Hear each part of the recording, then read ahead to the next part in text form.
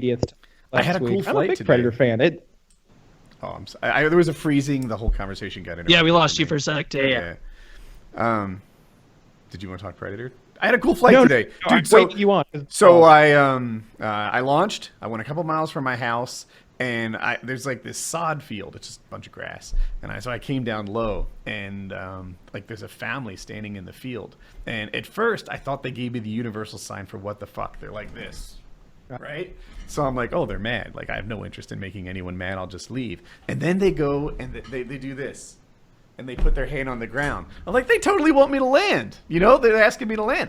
So I loop around a little bit, set up. I come in, I land in their field. And they were the coolest family. Like, so they were watching me buzz around, like in the sky and stuff. I land, and like motorcycles and ATVs are like rolling in. They're farmers. And so they've got all like, you know, cool farm toys and stuff like that. And they're asking me about the Paramotor, and they're very excited about Trump, which was neat to see because the media portrayal of Trump supporters is always like angry racist, whatever. These were wonderful people, and they told me I can land anytime I want, bring on friends over, we can launch. And cool. Yeah, he was awesome. Really cool. And they had all these questions about it.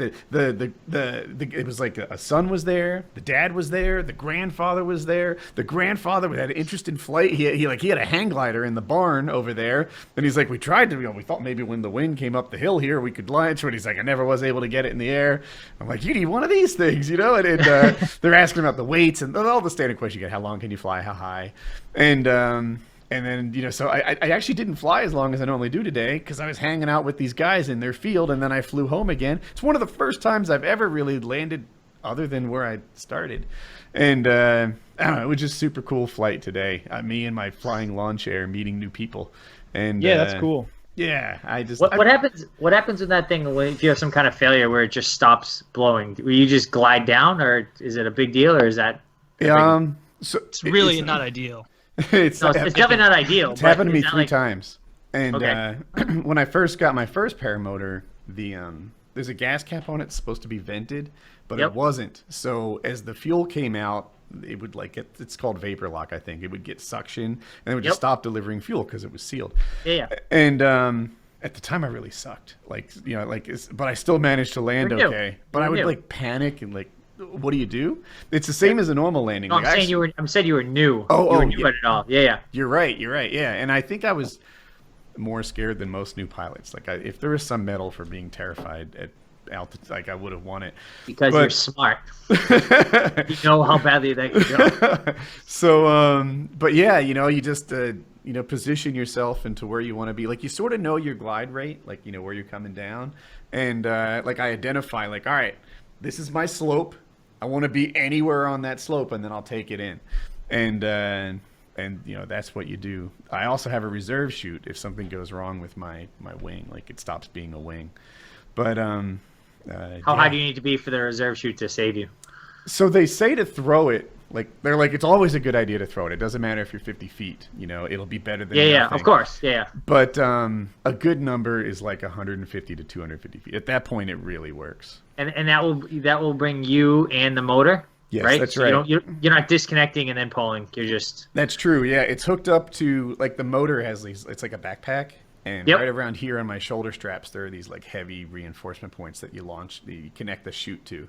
So it would be pulling me by my shoulder straps, and we all land. Yeah, I've never pulled a reserve chute, but I have had a bunch of motor outs, so that I'm fairly familiar with.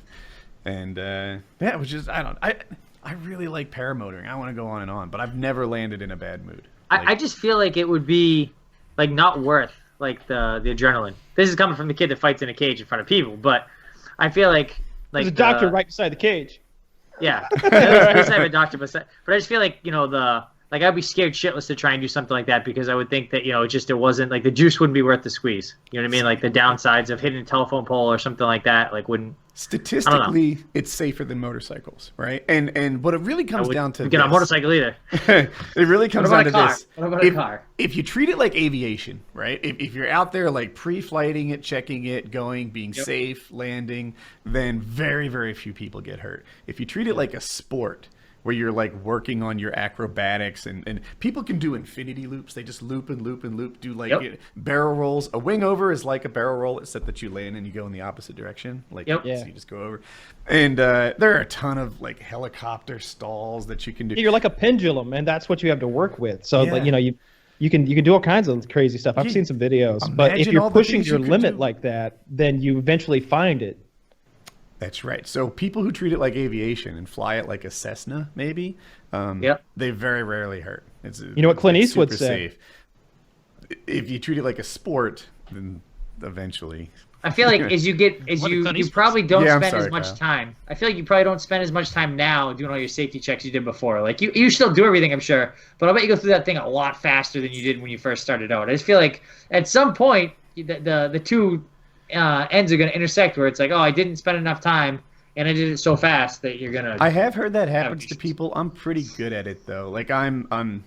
If my safety checks are faster, it's because I'm better at it. Like, you know, Well, that's what I mean. Is just you get better at it. You go through it so fast. I don't know. But I'm not doing it carelessly. Like, I'm really not. I'm.